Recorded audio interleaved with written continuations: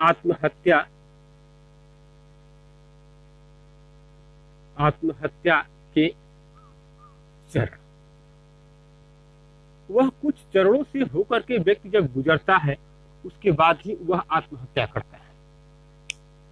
इसको जानने से पहले जैसे वह उसके कारण क्या हो सकते हैं, संभावित कारण, जैसे असफलता। असफलता जब बार बार हाथ लगती है और सफलता से वह व्यक्ति कोसों दूर रहता है तब उसे आत्महत्या, तब उस परिस्थिति में व्यक्ति आत्महत्या करता है। या संतान के द्वारा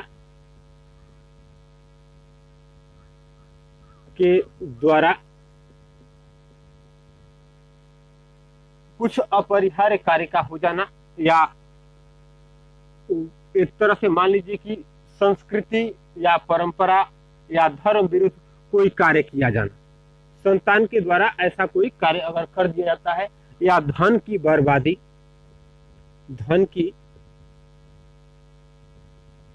बर्बादी, यह कुछ ऐसे कारक होते हैं जिसकी वजह से, या परिवार में व्यक्ति का महत्वपूर्ण स्थान का अभाव। अगर यह परिस्थिति आती है कि व्यक्ति काफी योग्य है, श्रेष्ठ है, और उसे कुछ ऐसे स्थान नहीं दिए जाते हैं, पूछे नहीं जाते हैं, तो वहां पर व्यक्ति क्या करता है, वहां पर व्यक्ति सुसाइड करने को विवश हो जाता है। चलिए बात करते हैं असफलता की। जैसे कि बहुत सारे टीन एज के बच्चे, 20 के आसपास के बच्चे प्राय सुसाइड कर लेते हैं, या 25 जाते जाते कुछ बच्चे सुसाइड कर लेते हैं। उनको बार बार मेहनत करने के बाद जब सफलता उन्हें नहीं मिलती है तो वह समाज की चिंता करने लगता है, परिवार की चिंता करने लगता है कि अब वो लोग मुझे क्या कहेंगे, मेरे बारे में निगेटिव थिंकिंग रखेंगे, मेरे बारे में कुछ अच्छा नहीं सोचेंगे। वहां पर व्यक्ति क्या करता है, वहां पर व्यक्ति सुसाइड कर लेता है। या ऐसा व्यक्ति जो कुछ समय के बाद जाकर के सुसाइड करता है, प्रौढ़ावस्था में सुसाइड करता है, तो वह अपनी संतान के सही मार्ग पर न चलने के कारण, या धर्म विरुद्ध कोई कार्य हो जाना, समाज विरुद्ध कोई कार्य हो जाना, अगर बच्चे या बच्चियों के द्वारा ऐसा किया जाता है तो व्यक्ति समाज को लेकर के चिंतित हो जाता है और उसे अपने पुनीत कर्मों पर अफसोस होने लगता है कि मैंने ऐसा किया और मेरी संतान ने ऐसा किया। या धन का बर्बाद कर देना, काफी अधिक धन की क्षति हो जाना, बेसहारा हो जाना, ऐसी परिस्थिति में आदमी क्या करता है, तब सुसाइड करता है। तो यह कुछ कारण रहते हैं जिसकी वजह से व्यक्ति सुसाइड करता है, लेकिन वह किन चरणों से होकर के गुजरता है। तो सबसे पहले बात आती है कि आत्महत्या की जो चरण है वह पहला है कि व्यक्ति किसी विषय पर जो कोई उसका कारक बना हुआ है उस विषय पर सबसे पहले वह क्या करता है, उस विषय पर वह अत्यधिक चिंतित हो जाता है। ज्यादा चिंता होने के कारण वह किसी बेहतर निष्कर्ष पर जब व्यक्ति नहीं पहुंच पाता है तो यह मान लीजिए कि अगर उसे कोई अच्छा रास्ता नहीं मिल पा रहा है तो वह सुसाइड करने की एक मार्ग को चयनित कर लिया है और उस पर वह व्यक्ति पहला कदम बढ़ा दिया है कि वह उस बात से काफी चिंतित है। जब वह पूरी तरह वह व्यक्ति उस विषय से चिंतित हो जाता है तब वह दूसरे चरण में पहुंचता है और वह चिंता, वह विषय दुख का कारण बनता है। दुख चिंता जिसे कहा जाता है। अब यहाँ पर दो बातें आती हैं, दुख भी है और चिंता भी है। दुख किस बात का है कि असफलता मिल गई है उस व्यक्ति को, असफलता ही बार बार मिल रही है, वह किसी कंपटीशन में बार बार फेल हो रहा है, 1 नंबर से, 2 नंबर से, 3 नंबर से, या बीमार हो जा रहा है एग्जाम के समय, कोई अलग अलग कारक हो जा रहे हैं जिसकी वजह से उसे सफलता नहीं मिल पाती, वह असफल बार बार हो रहा है। या संतान के द्वारा बहुत पुनीत कर्म किया गया, समाज में अपना एक वर्चस्व था, एक नाम था, एक अपनी पहचान थी, लेकिन संतान के द्वारा कुछ ऐसा समाज विरोधी, धर्म विरोधी या रीति रिवाज के विपरीत कोई ऐसे कदम उठा लिए जाते हैं जिसकी वजह से व्यक्ति चिंतित हो जाता है।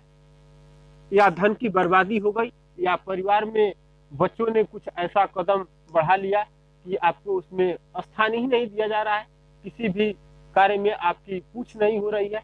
ऐसे अब स्थान मिलने की वजह से व्यक्ति को चिंता होने लगती है, वह अपने जीवन के बारे में सोचने लगता है, बीते हुए कल के बारे में सोचने लगता है, तो उसको क्या होता है, दुख होता है। अब इस दुख के कारण किसी एक विषय पर जिस पर वह व्यक्ति चिंतित हुआ था या उसे दुख हुआ था, उस विषय को लेकर के और स्थान न मिलने के कारण या कुछ ऐसा हो जाने के कारण उस व्यक्ति को कुंठा उत्पन्न हो जाती है। क्या कुंठा उत्पन्न हो जाती है, वह कुंठित हो जाता है उस व्यवस्था से, उस सिस्टम से। अब वो कुंठित हो जाने के कारण जब व्यक्ति चिंता करता है, दुख होता है, अगर वह कुंठित हो जाता है तो किसी विषय पर कुंठित हो जाने का मात्र यही एक रिजल्ट निकल करके आता है कि अब वह बहुत ज्यादा सोच नहीं सकता, वह चिंतन नहीं कर सकता है उस विषय पर कि इसके सही मार्ग क्या हो सकते हैं। संभावना की तलाश वह करना बंद कर देता है, कोई परिकल्पना ही वह नहीं बना सकता, जिसकी वजह से कोई रास्ता नहीं मिल पाता है। अब जब व्यक्ति के अंदर कुंठा उत्पन्न हो जाती है, तब व्यक्ति उस समाज से, उस व्यवस्था से या उस परिवार से अपने आप को क्या करता है, अलग कर लेता है, जिसे कहा जाता है पलायन।